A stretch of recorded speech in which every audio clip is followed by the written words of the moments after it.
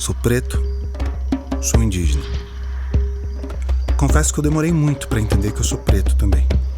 A minha família, tanto de pai quanto de mãe, sempre se identificou como descendente de indígenas.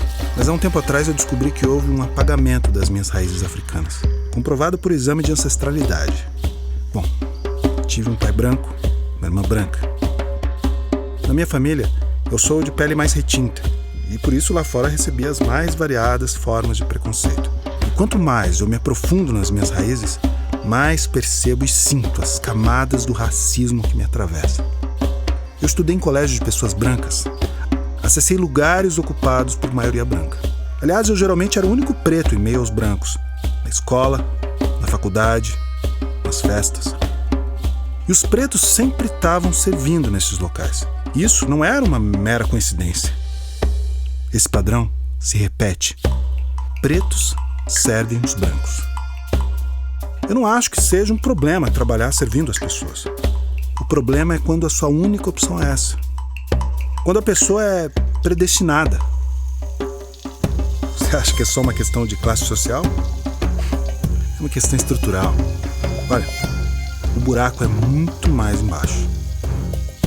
Por isso eu conversei com 5 pessoas pretas que contaram a sua história, buscando como saíram desse padrão e se tornaram profissionais em áreas dominadas por brancos. Quais barreiras eles tiveram que transpor? Quero entender o que há em comum nessas histórias. O jovem preto e indígena tem o direito de escolher o seu destino. Meu nome é Fernando, eu tenho 33 anos, sou natural de Ilhabela, litoral norte, daqui do estado de São Paulo. Eu sou adotado por uma família de brancos, enfim, indígenas, uma parte, né, dela. Porém, eu tenho contato com essa minha família preta, lá na Ilhabela mesmo. Meus irmãos têm contato frequentemente, enfim. Eu entendi que naquele dado momento eu precisava ser adotado por uma outra família porque eles estavam em dificuldade financeira. Bom, eu me chamo Renata, tenho 38 anos, sou uma mulher negra, bissexual, hoje casada com a Simone. Falando da minha infância, eu acho que eu tive uma infância muito simples, acho que muito parecida com muitas mulheres que me rodeiam. Fui criada pela minha mãe, que é a mulher que sempre esteve na minha vida presente. Fui abandonada pelo meu pai, ainda recém-nascida, e aí essa mulher que me criou, ela casou novamente, mas ela que sempre foi a responsável, assim. E apesar de uma infância muito dura, porque minha mãe precisava trabalhar, então eu precisava ser responsável pelo lar e pelos meus irmãos mais novos, também foi uma infância muito alegre, assim, né? Eu tenho lembranças da minha avó, de estar com meus primos, assim, essa foi a minha infância. Eu nasci em Belmonte, uma cidadezinha do interior da Bahia, com 25 mil habitantes. Eu tive que crescer muito cedo, né? Com 8 anos de idade, eu me lembro bem, que eu já sabia que aquela cidade não era para mim. Porque o meu pai era pescador, né, nessa época, a minha mãe era empregada doméstica, e eu, vendo tudo aquilo dali, eu falei, não é isso que eu quero para minha vida. Meu nome é Isabela, né? Eu sou psicóloga, eu sou aqui de São José dos Campos mesmo. Na minha infância eu morava na região periférica, ali perto do centro, né? Que é uma comunidade bem pequenininha, chama Vila Terezinha. Morava com a minha mãe, meus pais sempre foram separados, né? A gente convivia bem, assim, nessa configuração. E eles me tiveram bem novos, né? Então, assim, foi um processo deles crescerem, assim, também individualmente na vida, enquanto eu crescia, né? Então, a gente morava lá, era bem humilde, né? A minha vida, na infância, mas não faltava nada, assim, de afeto, de acesso também às coisas. Eles sempre se esforçaram bastante, né? Apesar de não ser fácil. Eu sou Simone Bispo dos Santos, sou de Salvador, Bahia, nasci em São Marcos, mas fui morar desde cedo na Lapa, que é muito conhecida lá em Salvador. Sou descendente de indígena, sou uma mulher preta, lésbica. A minha mãe, ela era professora, né, de berçário e também trabalhava como babá, né, para tentar trazer um pouco mais de conforto, né? E o meu pai, ele estava se formando, na verdade, quando eu nasci, né? Ele se formou em Direito, era advogado.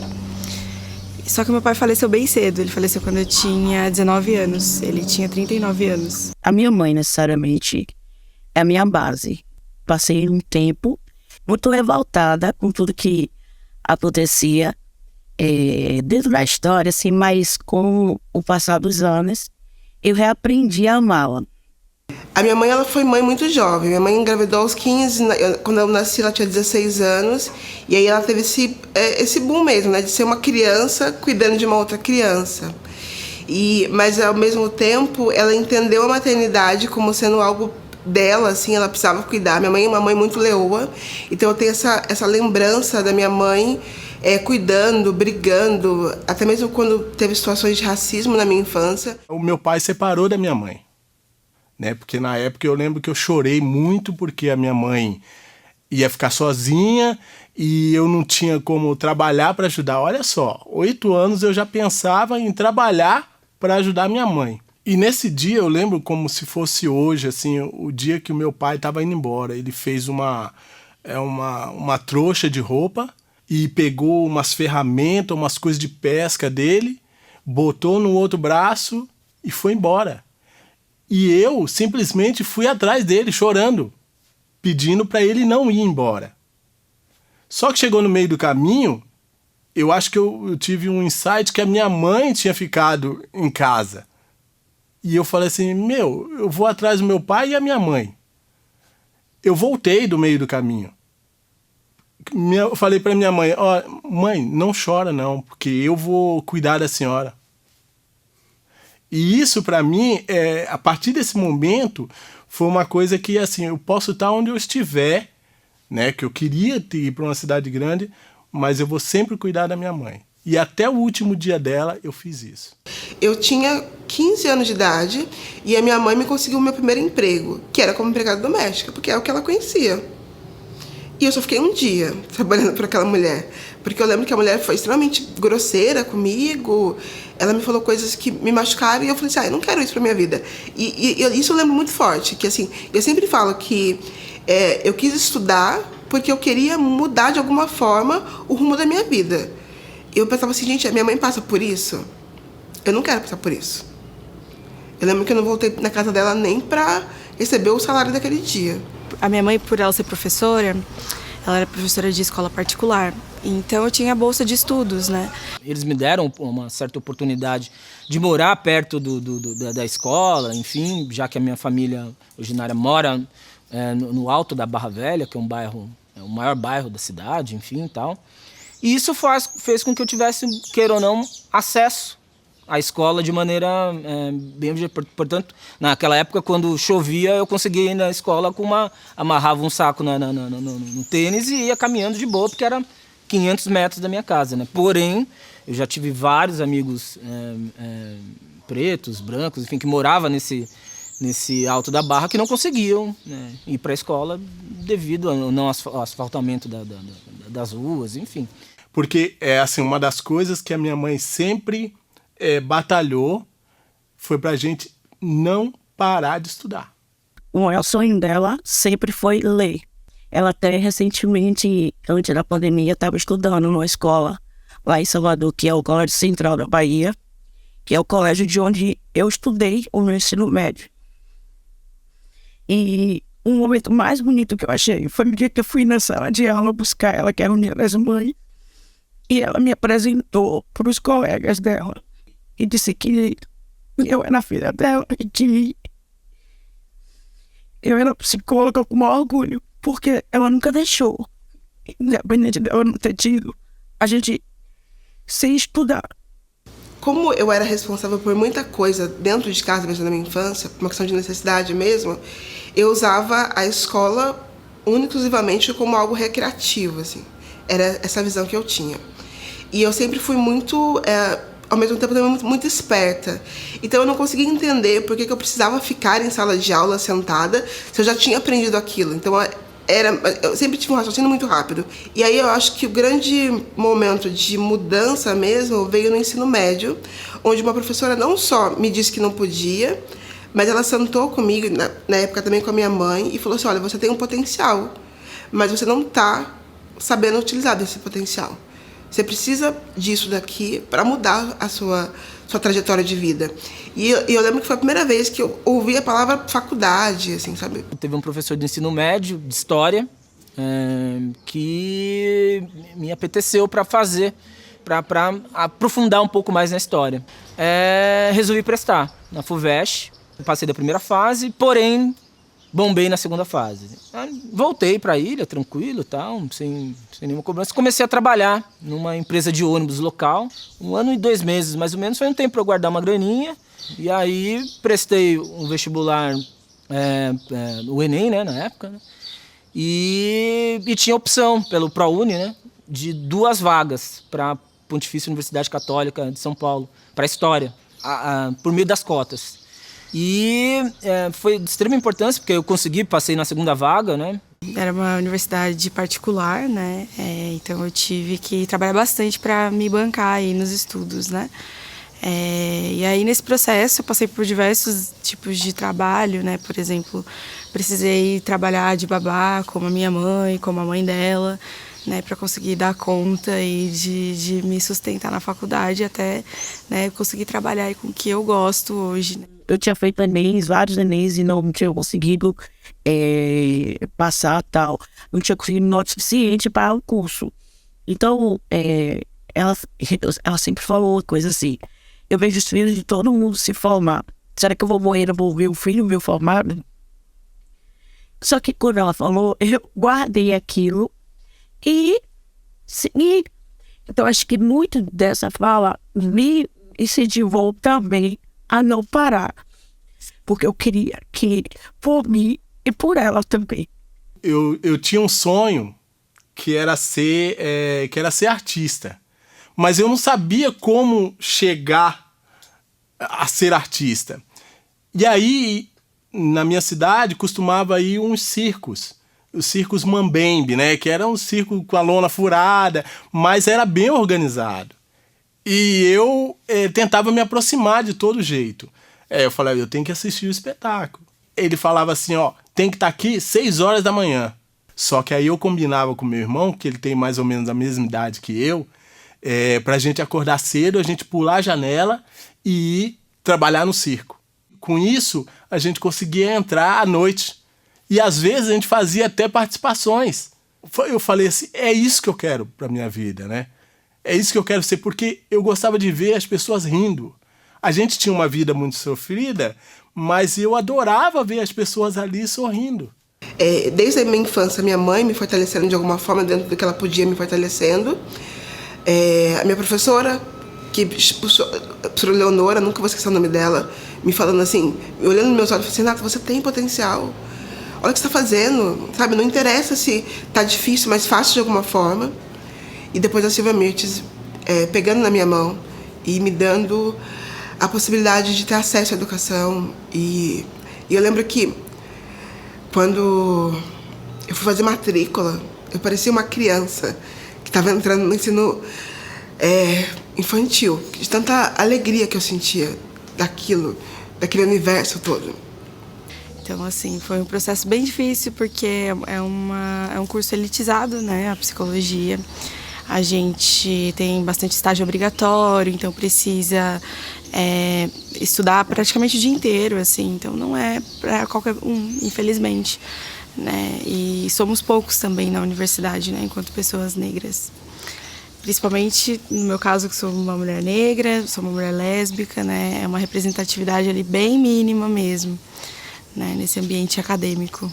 E aí também foi um processo muito complicado, porque dentro da faculdade eu fui entender que não bastava ser boa aluna, não bastava ter conhecimento técnico, e que a minha cor chegava à frente da minha história, né, profissional.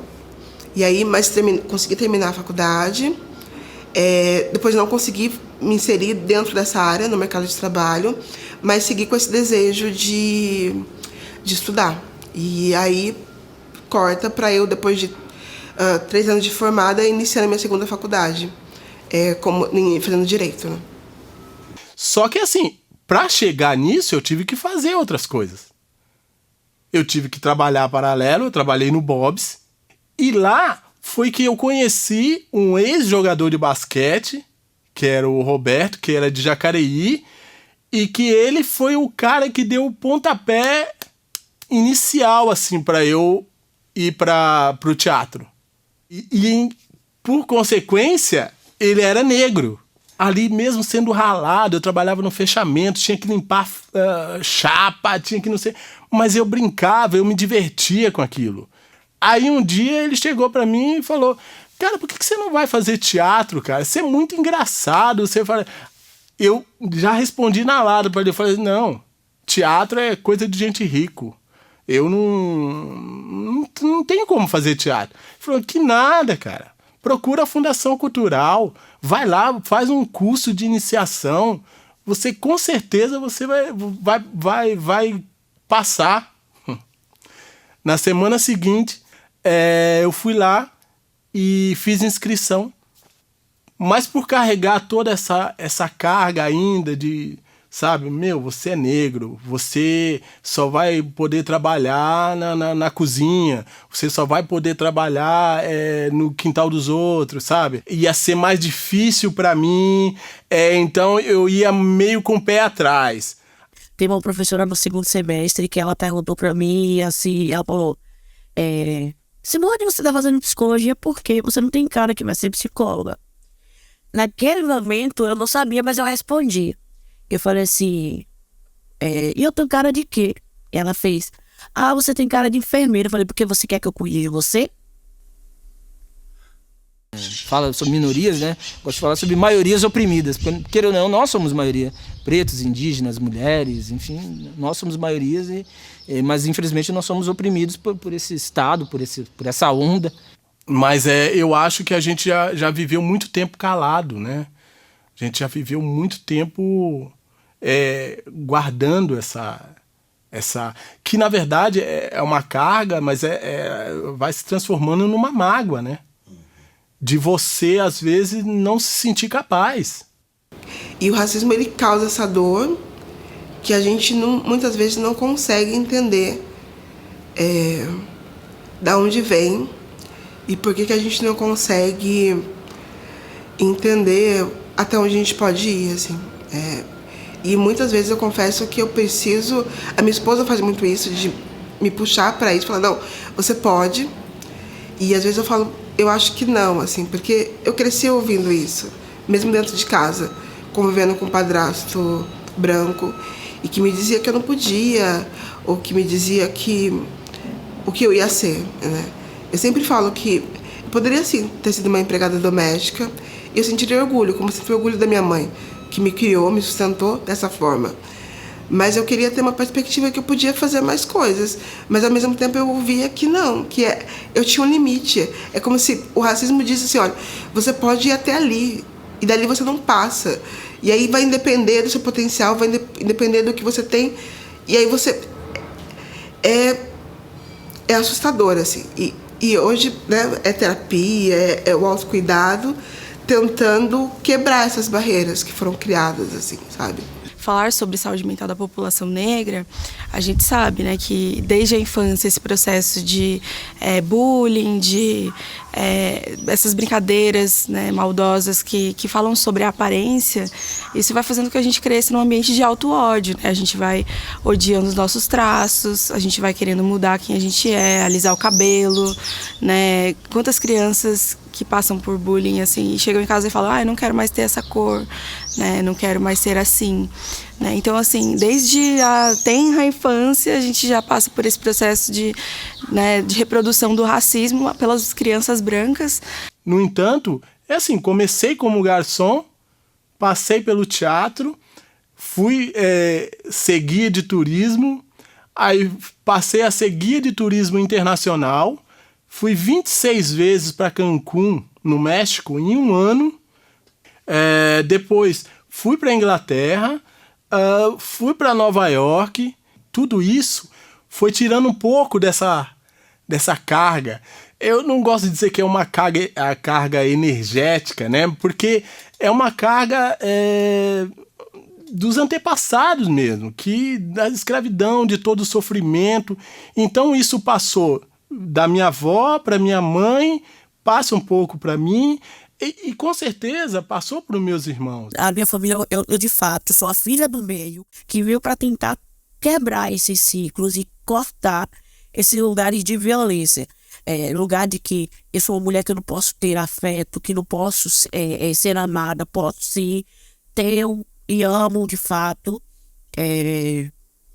de que eu posso descansar, ter o meu momento de lazer, desejar o que eu quiser de fato, sem estar precisando provar o tempo todo quem eu sou e o que eu sou. Eu estava aqui em São José e eu fui buscar uma sala para sublocar. E aí eu falei com a moça no dia que eu queria uma sala para sublocar, para fazer atendimentos presenciais. E aí quando eu fui conhecer o espaço, ela pegou uma folha de papel de ofício e começou a perguntar o meu nome, o que eu ia fazer, se eu tinha pós, se eu tinha isso, se eu tinha que. Eu falei, não, eu não vim procurar um emprego, eu vim buscar uma sala para sublocar. E aí ela queria que tem até um profissional negro aqui. Não, eu não quero que tenha um profissional negro, eu não quero ser única no espaço. Eu quero mais, eu quero que tenha presidente negro e indígena. Eu quero que o nosso povo também seja mais do que só dito, reconhecido no Novembro Negro. Não. Porque dentro da minha sala só tinha eu e mais uma outra pessoa preta, porém essa outra pessoa não se identificava como tal. E a gente sempre discutia sobre essa questão de identidade, essa crise de identidade, que ela acreditava que preto era só pessoas retintas como eu, porém acho que cada vez mais a gente trazer à tona a discussão do colorismo é de fundamental importância, de que existe uma escala de pretitude, né, que vai de tal cor até tal cor, e tem toda uma questão de histórico, social. Acho que cada vez mais a gente pautar isso é de fundamental importância, porque as pessoas se entendam como tal, né? Você é preto, você não é, até porque ela achava que ela era parda. Eu tenho um entendimento sobre a questão pardo, que eu acho que pardo é papel, né? Como está enraizado nesses discursos, né, de necessidade de clarear a família. Então, o quão pesado é para uma criança, no meio dessa relação de duas famílias, de raças, etnias diferentes, né? Às vezes ela não se identifica, né, não consegue falar que é uma pessoa negra, demora para se entender enquanto uma pessoa negra, e quando passa por isso tenta mudar quem ela é, né, de parecer mais com pessoas brancas. Eu não tenho filhos, mas eu imagino que se eu tiver filhos, esses meus filhos vão ter outra vida. Eles vão poder ir ao shopping aos 5 anos, eles vão poder conviver com espaços, porque não é sobre você gosta ou não gosta, mas você poder escolher se você quer ou não, né? Eu dei o exemplo do shopping, mas eu falo de teatro, eu falo de conviver, sabe? Eu lembro que tudo era muito, muito limitado. E aí, quando você fala de políticas públicas, você fala de inserção, dar oportunidade, dar acesso, isso muda essa pessoa e, por consequentemente, as gerações que vêm à frente. Eu comecei a fazer mesmo que de pirraça, sabe? De estar nos lugares que os brancos estavam. Então, e a arte, ela te proporciona isso. O preto, ele precisa estar em determinados espaços, nem que seja para ocupar esses espaços. Esses espaços precisam ser cada vez mais empretecidos e cada vez mais indigenizados por nós que construímos esse país, né? Eu sempre precisei resistir para existir. Hoje eu estou buscando existir. Eu trago muito que eu sobrevivi e hoje eu vivo. Vivo porque eu consigo me libertar desses processos que é mental. O sistema vai fazendo com que a gente vá adoecendo mentalmente, com que a gente vai querer desistir por eu ser uma mulher gorda, por eu estar fora de um padrão, por eu não viver uma sociedade compulsória, por vários processos. A gente ainda vive um pós-abolição, a gente vive essa consequência desse período, né? Tá aí as eleições que não deixam a gente mentir, tá aí os números das pessoas que estão encarceradas, tá aí o mapa da pobreza que indica que as pessoas negras são as pessoas que mais passam fome no Brasil, que as pessoas que mais sofreram o impacto da pandemia foram as pessoas mais pobres, foram as pessoas mais negras. Então não dá para dizer que basta falar para uma criança que está passando fome, que basta ela querer, que ela vai conseguir. A gente precisa, sim, de políticas públicas, a gente precisa, sim, de um governo e uma sociedade que olhe para essas questões, né? Eu ousaria falar que a meritocracia é uma lenda urbana, né? Mas enfim, acho que eu colocaria assim, como uma lenda urbana, né? A gente precisa olhar individualmente para cada história, né, quando a gente fala dessa ascensão, porque depende da oportunidade, depende do apoio familiar, depende de vários fatores, é difícil de encontrar uma regra, uma solução. Determinadas comunidades, determinados territórios só tiveram estado mínimo. E quando não estava esse estado mínimo, estava um estado penal muito presente lá. Portanto, falar sobre meritocracia é muito bom quando se fala sobre a ótica de ter um Sesc do lado, de ter um teatro do lado, de ter um centro esportivo do lado, de ter uma UBS do lado, de ter uma série de equipamentos públicos que fazem com que você tenha acesso a um outro mundo. E aí, quando você tem políticas públicas que dão oportunidade de fato para essas pessoas terem acesso à educação, é revolucionário. Políticas públicas de acesso à educação, cotas e financiamentos são essenciais. No nível pessoal, abrir os olhos de uma pessoa preta para o seu potencial é importantíssimo. Mas tudo que vimos aqui só foi possível graças a mulheres pretas que são os pilares dessas histórias. Mães. Elas são as geradoras do futuro. Um futuro em que possamos servir ou não, mas com o direito de escolher ser.